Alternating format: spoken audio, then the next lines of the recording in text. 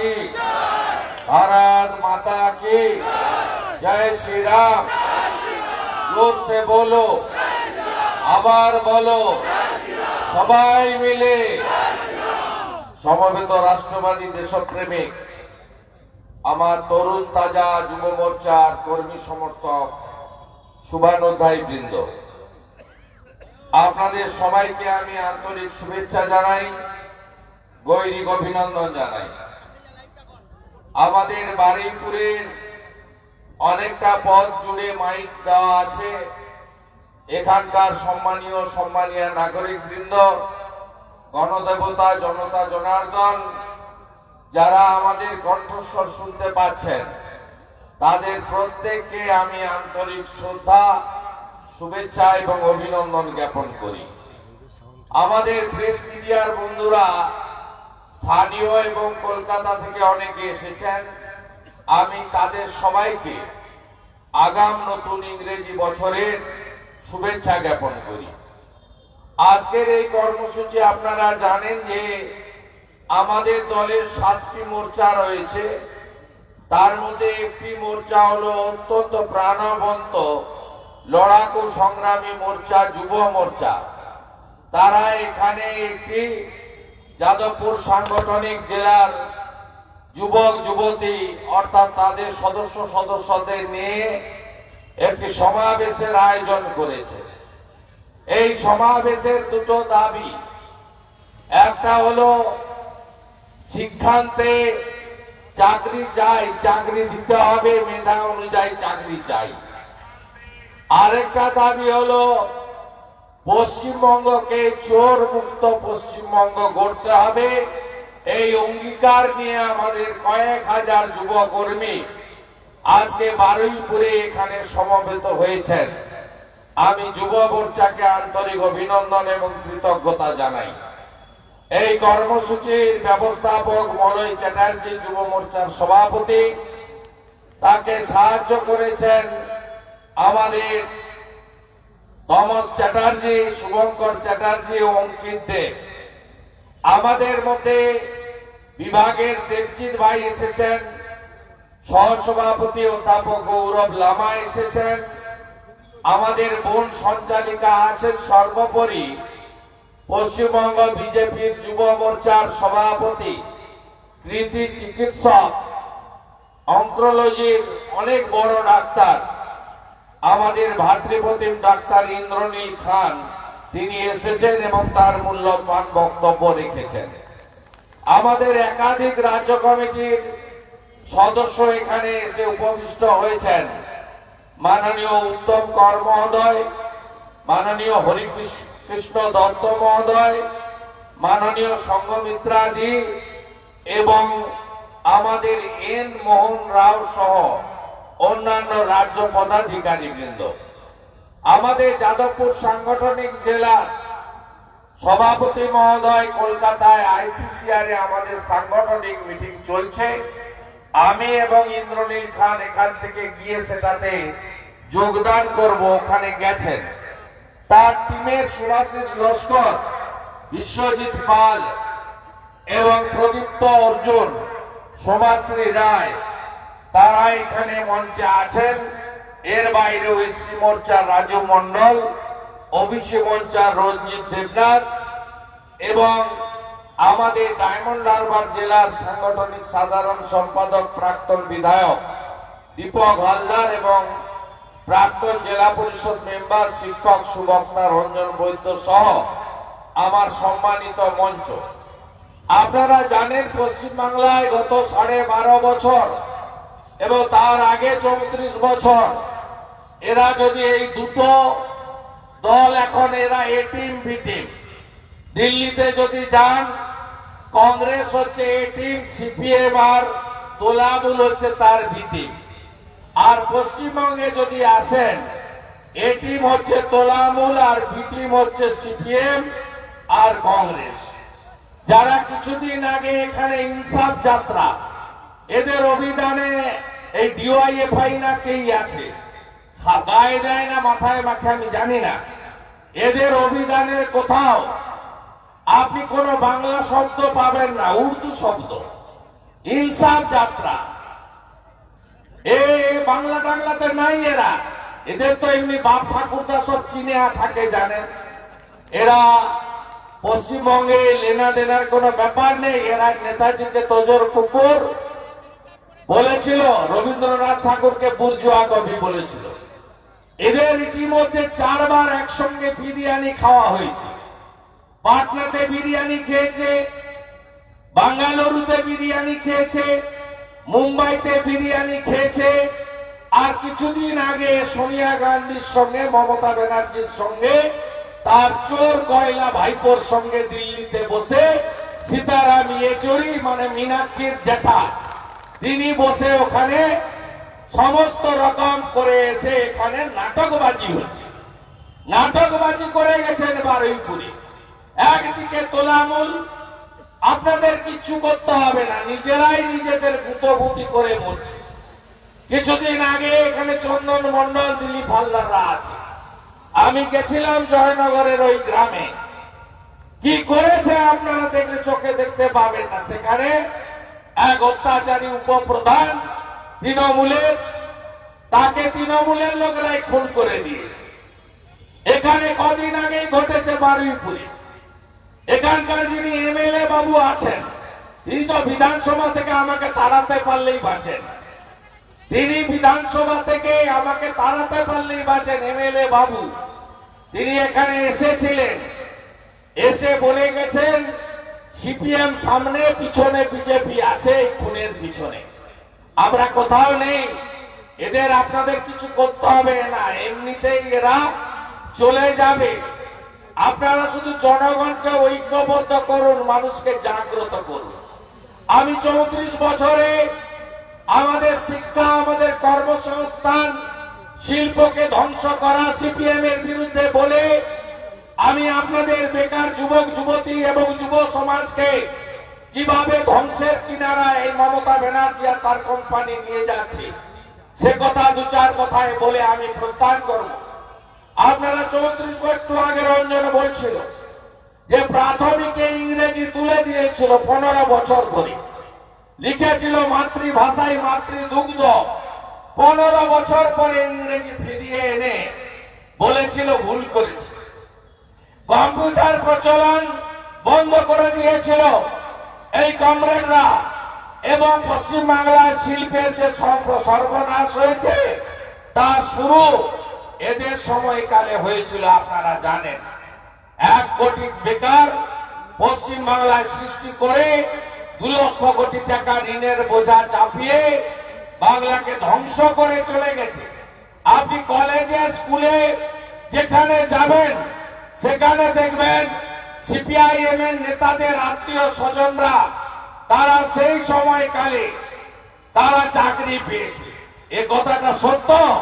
CPM চাকরি পেয়েছে, তাদের নেতাদের ক্যাডারদের চাকরি দিয়েছে চিরকুটে, আর তৃণমূল চাকরিগুলো বেচেছে।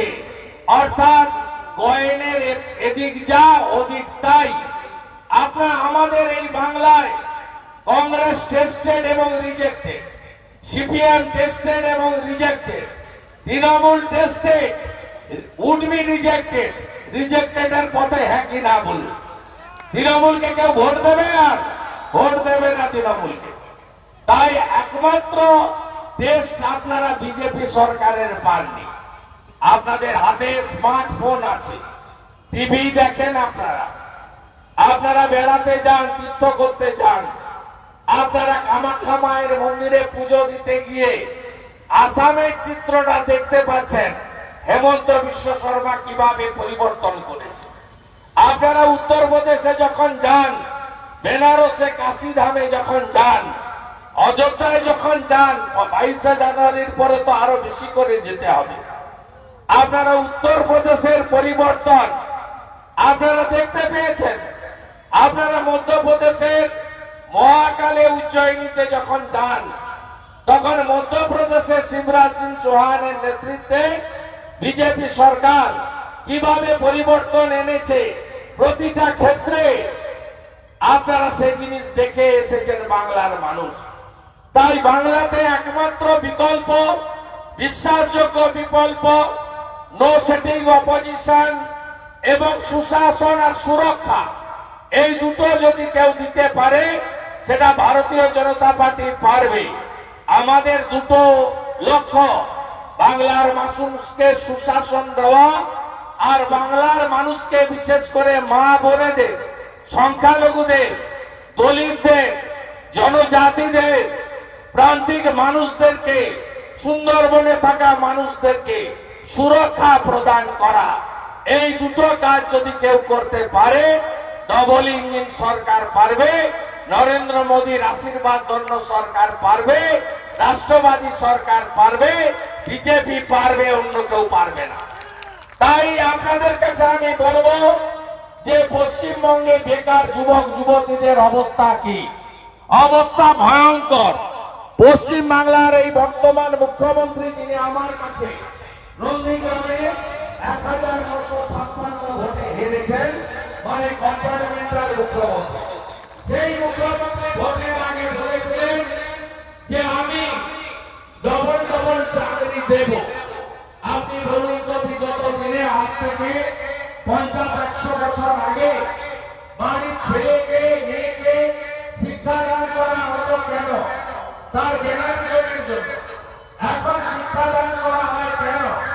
যাতে সে একটি উপযুক্ত কর্মসংস্থান পায়, তার পরিবারের এবং সমাজের অর্থনৈতিক দায়িত্ব নিতে পারে। আপনি পশ্চিমবঙ্গে বলুন গত 12.5 বছরে চাকরি কোথায়? কে চাকরি পেয়েছে? কেউ চাকরি পায়নি। আমি মমতা ব্যানার্জির মন্ত্রিসভার অত্যন্ত গুরুত্বপূর্ণ 3-4টি দপ্তরের মন্ত্রী ছিলাম। 4 বছরেরও বেশি সময় আমি মন্ত্রী ছিলাম। এই অর্থমন্ত্রী যিনি ছিলেন, এখন মুখ্যমন্ত্রীর অ্যাডভাইজার, মন্ত্রীর সমান মর্যাদা পান ডক্টর অমিত মিত্র, তিনি প্রত্যেকটা ক্যাবিনেটে তিনি যত পদ আছে সবগুলো অবলুপ্তি ঘটিয়েছে। পশ্চিমবঙ্গে এই মুহূর্তে ভ্যাকেন্সি কত? 30 লক্ষ ভ্যাকেন্সি। সরকারি কর্মচারী, পুলিশ, শিক্ষক, শিক্ষাকর্মী, অধ্যাপক সব মিলিয়ে 30 লক্ষের বেশি কর্মসংস্থান আজকে পশ্চিমবাংলায় রাজ্য সরকার করতে পারেনি। এর মধ্যে 6 লক্ষ পোস্ট অবলুপ্ত করা হয়েছে ক্যাবিনেটের সিদ্ধান্ত। সেই 6 লক্ষ পোস্ট অবলুপ্ত করে তাদের চাকরি দেওয়া হয়েছে। কন্ট্রাকচুয়াল সর্বোচ্চ 12,000 টাকার বেতনে কন্ট্রাকচুয়াল, যাদের প্রতি বছর রিনিউয়াল হয়, পেনশন, বিএ, গ্র্যাচুইটির কোনো ভবিষ্যৎ নেই, 12,000 টাকা অ্যাপয়েন্টমেন্ট হয়েছে 30,000। এই 30,000 কারা? 30,000 হলেন তারা যারা টাকা দিতে পেরেছেন ন্যূনতম 5 লক্ষ টাকা। আর কারা? যারা বিজেপির পতাকা ছিঁড়ে, বিজেপির মিছিল আটকায়, পঞ্চায়েতের পুলিশকে সাথে নিয়ে ভোট লুট করে, পৌরসভা ভোটে ইভিএম বদলায়। এই লোকগুলো কারা? আপনারা এখানেই জানেন বাড়ির উপরে। এখানে কন্ট্রাকচুয়াল হিসেবে পুরসভাতেই বলুন বা বিধায়ক যিনি আছেন তার সুপারিশে যারা যোগ দিয়েছে সব পার্টি ক্যাডার, নইলে টাকা নিয়ে চাকরি দেওয়া হয়েছে। পশ্চিমবাংলায় একমাত্র রাজ্য যে রাজ্যে 1,500 টাকা বেতন পায় বোনেরা প্রাণী মিত্রা। আজকে অ্যানিমেল হাজবেন্ডারি ডিপার্টমেন্টে কোন পশু চিকিৎসক দেওয়া হয়নি। এই 1,500 টাকা মাত্র পায় আমার বোন দিদিরা, তারা কাজ করছে। আইসিডিএস বলুন, আশা বলুন, ভিএলই বলুন, ভিআরপি বলুন, ভিলেজ পুলিশ বলুন, সিভিক ভলেন্টিয়ার বলুন, ডাটা এন্ট্রি অপারেটর বলুন, পার্ট টাইম টিচার বলুন, ভোকেশনাল বলুন, প্রত্যেককে তাদের সম কাজে সম বেতন তো দূরে থাক, তাদেরকে ন্যূনতম বেতন দেওয়া হয় না। আজকে আশা কর্মীরা মধ্যপ্রদেশে বিজেপি সরকার 10,000 টাকা করে বেতন দেয়। আইসিডিএস এর লোকেরা বিজেপি শাসিত রাজ্যে 15,000 টাকা করে টিচাররা আর 10,000 টাকা করে হেল্পাররা বেতন পায়। আজকে ভাবতে পারেন যে 5,000 ভিলেজ পুলিশ নিয়োগ হয়েছে, তারা কেন আমরা জানি, তারা তৃণমূলের তালিকায় নিয়োগ হয়েছে। এসপিরা ফর্স ইন্টারভিউ করেছে। সেই 5,000 ভিলেজ পুলিশ আজকে 12 বছরে 1 টাকাও তাদের বেতন বাড়ানো হয়নি। শুধু তাই নয়, junior constable, home guard, lady constable তাদেরকে পর্যন্ত তাদের যে সম কাজে সম বেতন সেটা দেওয়া হয় না। সিভিক ভলেন্টিয়ার 1,15,000 আছেন, 9,000 টাকা করে তাদের বেতন দেওয়া হয়। ভিআরপি, ট্যাক্স কালেক্টর, এমনকি সিএইচজি কমিউনিটি হেলথ গাইড, তাদের বেতন শুনলে তো আপনি হেসে গড়িয়ে যাবেন। মাত্র 50 টাকা মাসে দেয় সিএইচজির লোকেদের। এই হচ্ছে পশ্চিম বাংলার বেকার যুবক যুবতীদের অবস্থা।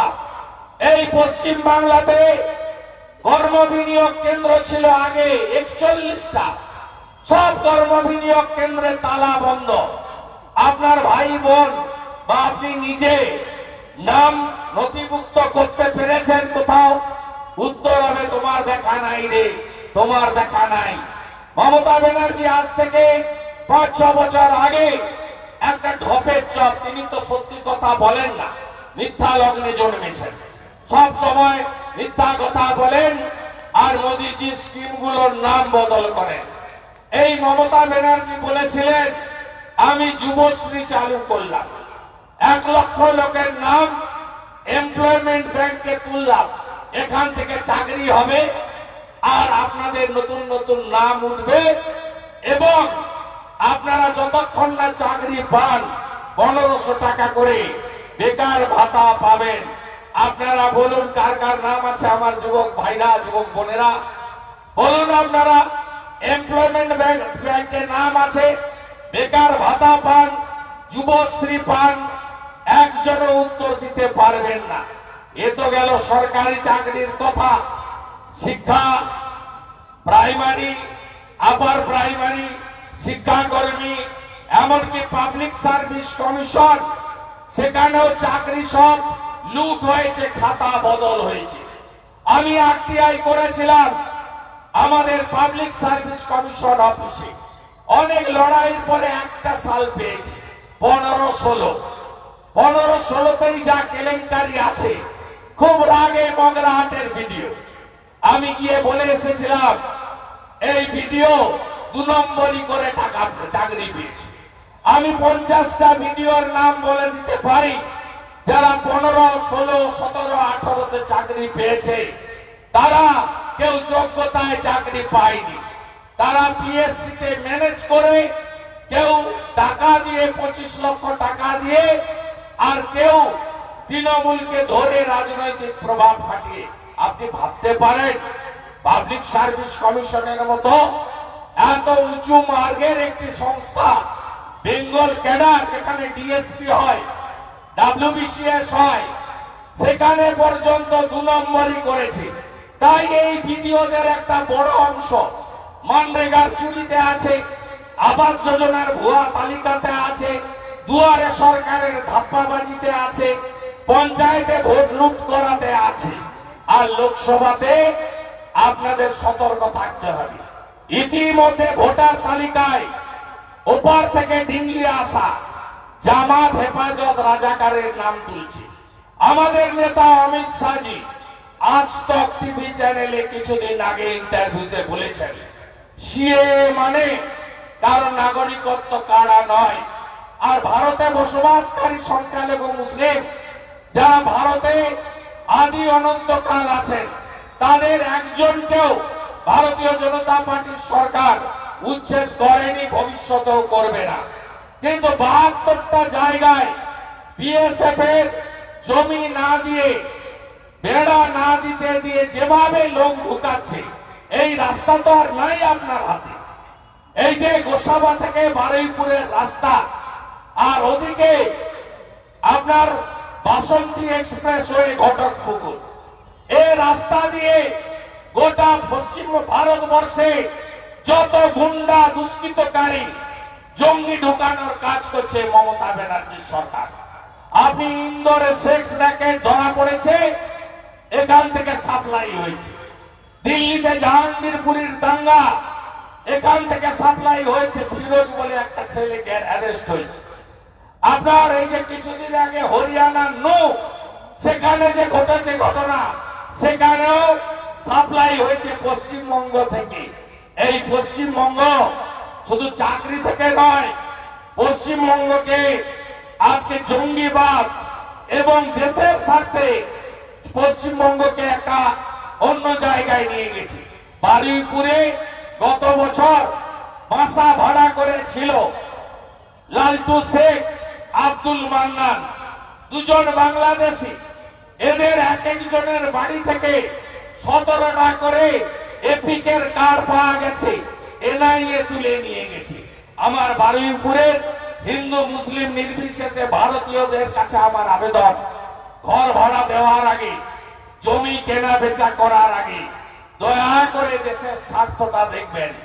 দেশের স্বার্থটাকে রক্ষা করতে হবে, কারণ আমরা ভারতবর্ষকে রক্ষা আমাদের করতেই হবে। এই সতর্কতা আপনাদের দিয়ে যেতে চাই। চাকরির কথায় আমি বলছিলাম কিভাবে চাকরিগুলো বেঁচেছে। 54,000 চাকরি বেঁচেছে। মোটা পার্থ 150 কেজি তার হয়ে, তার অনেক বান্ধবী, অর্পিতার মতো অসংখ্য বান্ধবী। এই বারুইপুরেও তার খামার বাড়ির একটি পেয়ারার বাগান নাকি ছিল, আপনারা জানেন, এখানেও আছে। এরা কিভাবে চাকরিগুলো লুট করেছে, বেচেছে, দোকান খুলে সেল করে দিয়েছে। পশ্চিমবাংলার বেকার যুবক যুবতীদের এটা ভাবতে হবে। সিপিএম রেখে গেছিল 1 কোটি বেকার, আজকে আপনারা 2 কোটি বেকার। পশ্চিমবাংলায় কি পেয়েছেন আপনারা? 2023 সালে মাধ্যমিকের রেজিস্ট্রেশন করার পরে 4 লক্ষ ছাত্রছাত্রী অ্যাডমিট কার্ড নেয়নি। উচ্চ মাধ্যমিকে রেজিস্ট্রেশন করার পরে 2 লক্ষ ছাত্রছাত্রী অ্যাডমিট কার্ড নেয়নি। একদিকে কলেজে অনার্স, ইউনিভার্সিটি, এমনকি ইঞ্জিনিয়ারিং কলেজ কোথাও কেউ ভর্তি হচ্ছে না, কারণ বাবা মা ব্যাড ইনভেস্টমেন্ট করতে রাজি নয়। কারণ চাকরি মমতা ব্যানার্জি থাকলে হবে না, এটা সবাই জেনে গেছে। তাই আজকে পশ্চিম বাংলায় মাধ্যমিক, উচ্চ মাধ্যমিকে ছাত্রছাত্রীর সংখ্যা কমছে। আর 12.5 বছরে কি দিয়েছে মমতা ব্যানার্জি? মমতা ব্যানার্জি আপনাদেরকে 21,000 নতুন মদের দোকান দিয়েছে। 21,000 মদের দোকান দিয়েছে। আমি মন্ত্রী ছিলাম, মুখ্যমন্ত্রীকে বলতাম চাকরিগুলো দিন, এই পোস্টগুলো অবলুপ্ত করছেন কেন? ফাঁকা পোস্টে চাকরি দিন। 3,500 টাকা কুইন্টাল চাল আপনি 8,000 6,000 এর বেতনের চাকরি দিচ্ছেন। এদের তো কোনো বাবা মা মেয়ে দেবে না বিয়ে করার মতো। আমি বারে বারে বলতাম, আমাকে কানে কানে ডেকে বলতো মুখ্যমন্ত্রী, আরে একটা ছোট চাকরি দিতে গেলে প্রাইমারি হোক আর গ্রুপ ডি হোক 25,000 টাকা বেতন দিতে হবে।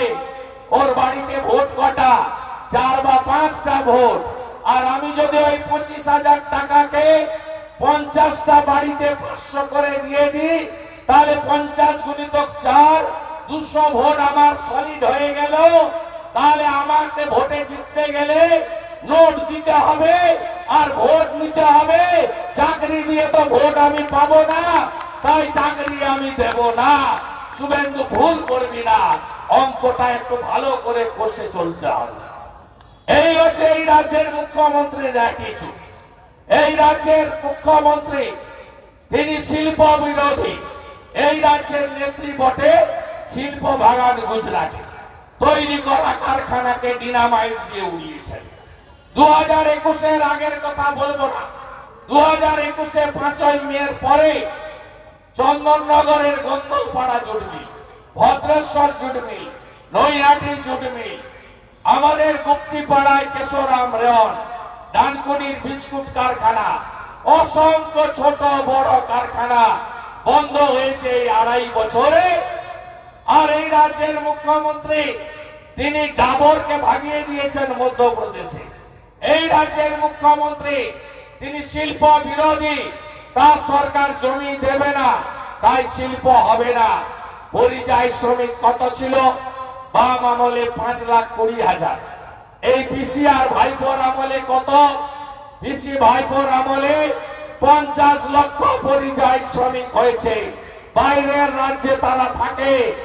আপনার গ্রামে যান, জয়নগরে, মথুরাপুরে, রায়দিঘিতে, গোসাবাতে, বাসন্তীতে, ক্যানিংয়ে, ভাঙড়ে, মগরাহাটে, ডায়মন্ড হারবারে, ফলতাতে, যেখানেই যাবেন এক একটা গ্রাম পঞ্চায়েতে অন্তত 1000 করে যুবক তারা বাইরে চলে গেছে। এ রাজ্যে কাজ নাই, আর নাটকবাজি হচ্ছে না। 100 দিনের টাকা চাই, আবাসের টাকা চাই। আপনারা প্রশ্ন করুন তোলামূলকে। ইউপিএ কংগ্রেস 2004 থেকে 14 ছিল, দুটো সরকার কত দিয়েছে ইন্দিরা আবাস যোজনাতে? তারা ইন্দিরা আবাস যোজনাতে দিয়েছে 4,600 কোটি টাকা। মোদিজি কত দিয়েছেন? মোদিজি 9 বছরে প্রধানমন্ত্রী আবাস যোজনাতে 30,000 কোটি টাকা দিয়েছেন। 40 লক্ষ বাড়ি হয়েছে বলে ইউসি পাঠিয়েছেন। কোথায় বাড়ি? কার বাড়ি? গ্রামে গেলে লোক বলে বাড়ি পাইনি, বার্ধক্য ভাতা পাইনি। 100 দিনের কাজ কেউ আটকায়নি। ক্ষমতা থাকে, দম থাকে, রাজ্য সুপারিশ করুন না, সিবিআই তদন্ত। 3 মাস সময় দিন। আমাদের মন্ত্রী গিরিরাজ সিং বলেছেন, আমরা বারে বারে বলেছি, জল থেকে, দুধ থেকে জলকে আলাদা করতে হবে। চোরেরা জেলে যাবে, আর যদি অরিজিনাল কেউ থাকে তার জন্য স্কিম চালু থাকবে, টাকা পাবে, কাগজ গুছিয়ে রাখবেন। কিন্তু আগে চোরেদের বিরুদ্ধে ব্যবস্থা নিতে হবে। আজকে কংগ্রেসের সময় মানরেগাতে কত টাকা পেয়েছেন দিদিমণি? 14,000 কোটি। মোদিজি 1 বছর বন্ধ আছে, তার আগে কত টাকা দিয়েছে মানরেগাতে? 54,000 কোটি টাকা। এ টাকা গেল কোথায়? এই পাশে একটা গনসা বলে এমএলএ আছে, গনসা মন্ডল, কুলতলির এমএলএ। তার মা একটা গ্রাম পঞ্চায়েতের প্রধান, নাম হলো মৌরিবালা মন্ডল। আমি শুধু একটা জিপি বলে যাচ্ছি, ওই মৌরিবালা মন্ডল একটা 75 কোটি টাকা মানরেগায় ঝেড়েছে। 75 কোটি টাকা। পুকুর 17টা কেটেছে, একটাও পুকুর নাই। আর কলা গাছ বসিয়ে ফলের বাগান কোথাও থাকে না। এখানে ঝড় হয়, মেদিনীপুর আর 24 পরগনা সাইক্লোনে রাখা। এরা ফলের বাগানের টাকা, ফল, আম গাছে আম হয় না, জাম গাছে জাম হয় না, পেয়ারা হয় না, বাড়িপুরে এসে বলছি। শুধু কলা গাছ বসিয়েছে, যাতে দিল্লি থেকে তদন্ত হলে কলা গাছের অস্তিত্ব না দেখা যায়। লুট করেছে। উত্তর দক্ষিণ 24 পরগনা ভয়ঙ্কর জায়গায় গেছে। ডেমোগ্রাফি বদলে যাচ্ছে। দক্ষিণ 24 পরগনার জমি লুট হচ্ছে। দক্ষিণ 24 পরগনার ম্যানগ্রোভ কেটে সাফ করছে। সুন্দরবন দখল হয়ে গেছে। ইট ভাটা, টালি ভাটার নামে সব ইরিগেশনের জায়গা দখল হয়ে গেছে। আইলাই যা মাটি পড়েছিল, তারপরে আর 1 ছটাক মাটি কোথাও পড়েনি। সর্দার, প্রামাণিক, এখানকার যারা আসল মানুষ, যারা মৎস্যজীবী, তাদের খতম হয়ে যেতে হবে। যদি শওকত মোল্লা, আরাবুল ইসলাম, জাহাঙ্গীর, ডায়মন্ড হারবারের শামীম, এইরকম গুন্ডারা আর 5টা বছর থাকে, এই জেলার কোন মানুষের অস্তিত্ব থাকবে না। গত 2 মাসে 2বার এসেছি আমি মগরাহাটে। আমি গেছি একটা ছোট্ট বাচ্চাকে, দলিত পরিবারের বাচ্চাকে, তৃণমূলের উপপ্রধানের দাদা, 60 বছর বয়স, তার একটা বাচ্চা মেয়ের সঙ্গে যা করেছে আমি মুখের ভাষায় প্রকাশ করতে পারবো না। প্রতিবাদ করেছিল জনগণ। পুলিশকে সঙ্গে নিয়ে 7টা বাড়ি ভেঙে তছনছ করে আগুন লাগিয়ে 17 জনকে জেলে পড়েছিল, সবকে জামিন করিয়েছি, সবার বাড়িতে সাহায্য দিয়েছি, দলমত নির্বিশেষে পাশে দাঁড়িয়েছি। গত মাসে আমি এসেছিলাম জয়নগরের ওই গ্রামে, আপনারা জানেন যেখানে উপপ্রধানের খুন হয়েছে। খুনকে আমরা সমর্থন করি না, তারপরে সেখানকার আইএসএফ আর সিপিএম কে ভোট দিয়েছে বলে 25টা মুসলিম বাড়ি তছনছ করেছে। আপনারা কোথাও দেখেছেন এই ইনসাফ যাত্রা হতে? মোমিনপুর ইকবালপুরে লক্ষ্মী পুজোর দিন যখন ঝামেলা হয়, সিপিএম কে পাওয়া যায় ইনসাফ যাত্রা করতে। শিবপুরের পিএম বস্তি, রিসড়া, ডালখোলাতে রামনবমীর মিছিল আক্রান্ত হলে সিপিএম এর সুজন চক্রবর্তী, মোহাম্মদ সেলিমকে পাওয়া যায়, তখন মুখ সেলাই করে রাখে। আর বিজেপি এটা করে না। আমি রামপুরহাটের বনতুইতে মুখ্যমন্ত্রী যাওয়ার আগে আমি পৌঁছেছি 55 জন এমএলএ নিয়ে। তারা আমাদের ভোট দেয় না, মুসলমান মুসলিমদের ভুল বুঝিয়ে আমাদের বিরুদ্ধে করেছে। তো আমরা নো সেটিং অপোজিশন। অপোজিশন মানে সরকার, সরকারি দলের দ্বারা যে আক্রান্ত হবে তার পাশে দাঁড়ানোর কাজটা বকতুই থেকে আমডাঙ্গা হয়ে জয়নগর পর্যন্ত বিজেপি প্রমাণ করে দিয়েছে, অন্য কেউ করেনি। আমাকে কলকাতা যেতে হবে 30 তারিখে, ভারত রত্ন অটল বিহারী বাজপেয়ী মূর্তি উদ্বোধনে একটি এনজিওর ডাকে সোনারপুরে আসবে। আমি এখানে আসার আগে আমাদের জেলার টিম, জিএস ভাইস প্রেসিডেন্টরা, রাজ্য কমিটির মেম্বাররা জেলা সভাপতির সঙ্গে কথা বলে নিয়েছেন। আমি ঘোষণা করে যাচ্ছি, আগামী 10ই জানুয়ারি যাদবপুরে মহামিছিল হবে। যাদবপুরে মহামিছিল হবে। আমি নিজে থাকবো, হাজারে হাজারে মানুষ সেদিন, সব মোর্চা।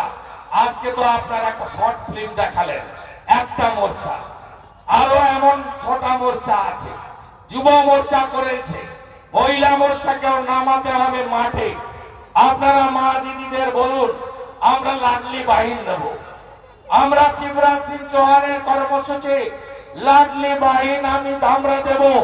আমরা কথা দিচ্ছি, বেকার যুবকদের হাতে কাজ দেব বিজেপি, পরিযায়ী শ্রমিকদের বাড়িতে ফিরিয়ে আনবে বিজেপি, শিল্প আনবে বিজেপি, মহিলাদের 2000 টাকা করে দেবে লাডলি বহিনে বিজেপি। আপনারা তাড়ান এই মমতার কোম্পানিকে, তার পরিবারকে তাড়ান। ভাইপো এখন কোথায়? ভাইপো এখন দোহাতে আছে, দোহাতে আছে, দোহা, সারজা দোহা, বুঝতে পারছেন?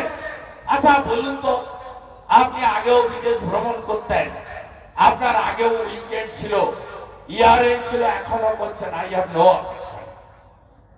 আপনার করতেই পারেন। উত্তম করের পরিবারের লোক বিদেশে থাকে, মেয়ে বিদেশে থাকে, আমার কোনো আপত্তি নেই। আপনি বলুন তো, এই মমতা ব্যানার্জির পরিবারের কেউ 11 সালের আগে বিদেশে গেছে? ভাইপো 14 সালের আগে বিদেশে গেছে। এদের দেখুন, আমেরিকার হপকন যে হসপিটাল, 1 কোটি টাকা মিনিমাম জমা করে চিকিৎসায় নাম লিখাতে হয়। আমেরিকার রাষ্ট্রপতি ওখানে চিকিৎসা করায়, সেখানে ভাইপোর চোখের চিকিৎসা হয়। ভাইপো বছরে 5 বার বিদেশ ভ্রমণ করে। আচ্ছা 14 সালের আগে তো ছিল না, এখন করেন কোথায়? উইকেন্ড, ইয়ার এন্ড, এখন 25শে ডিসেম্বর থেকে চলছে। এই যে পরিবর্তন, এই মমতা ব্যানার্জি, তার পরিবার যদি কেউ বেনিফিটেড হয়ে থাকে, আমার পুলিশ ভাইরা যারা পাহারা দিচ্ছে দূরে দাঁড়িয়ে, তারা কেউ দিয়ে পাননি। ওই 4% দিয়ে কিচ্ছু না। জানুয়ারিতে কেন্দ্রীয় সরকার আবার 4% বাড়িয়ে দেবে, ও কিছু না। সুপ্রিম কোর্টকে ধুলো দেওয়ার জন্য আবার লোকসভা ভোটের বৈতরণের জন্য এই ধোলা দিচ্ছে। তো মমতা ব্যানার্জির পরিবারের পরিবর্তনটা দেখুন, পরিবারের পরিবর্তন দেখুন। যদি কারোর লাভ হয়ে থাকে 12.5 বছরের পরিবর্তনে, মমতা ব্যানার্জি আর তার গোষ্ঠীর হয়েছে, আপনাদের কারো হয়নি। হ্যাঁ, আমি ভুল করেছি। সিঙ্গুরে চুলের মুঠি ধরে সিপিএম ওকে তুলে সেকেন্ড ব্রিজে ছেড়ে দিয়ে গেছিল। গান্ধী মূর্তির নিচে বসে কাঁদছিল, প্রিয়দাস মুন্সি চোখের জল মুছাচ্ছিল, আর গোপাল কৃষ্ণ গান্ধী রাজনাথ সিং এসে ফলে জুস খাওয়াচ্ছিল। আমি যদি নন্দীগ্রামের মানুষকে নিয়ে নন্দীগ্রাম না করতাম, দিদি থেকে দিদিমা হয়ে যেতেন, মুখ্যমন্ত্রী কোনোদিন হতে পারতেন না। তাই ভুল আমার আছে। সিপিএম খুব বেড়েছিল, লক্ষণ সেনকে সামনে রেখে বামপন্থা হাইজাক হয়ে গেছিল। পুরনো বামপন্থাকে আমি রেসপেক্ট করি। বিনয় চৌধুরীর বামপন্থা, সুকুমার সেনগুপ্তর বামপন্থা, গীতা মুখার্জির বামপন্থা, বিশ্বনাথ মুখার্জির বামপন্থা, প্রমোদ দাসগুপ্তর বামপন্থা, সেই বামপন্থার সঙ্গে লক্ষণ সেনদের বামপন্থা, কান্তি গাঙ্গুলিদের বামপন্থা, হান্নান মোল্লাদের বামপন্থা, ডাবলু আনসারীদের বামপন্থা, মজিদ মাস্টারের বামপন্থা, শকত মোল্লার বামপন্থা, রেজ্জাক মোল্লার বামপন্থা, তার পরিবর্তন হয়েছিল। তাই সরানোটা কালের ডাকে হয়েছে 11 সালে।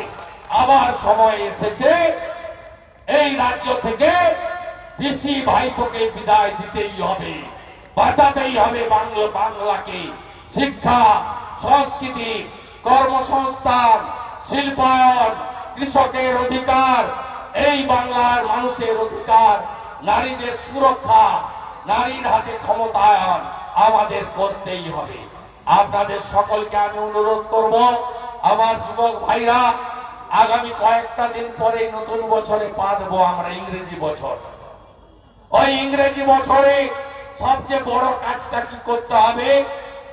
কি করতে হবে? 24-এ আবার 24-এ আবার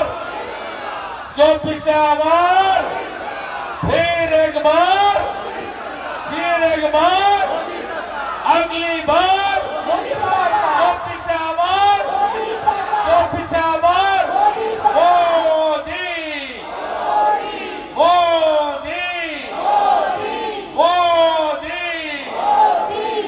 हीरक रानी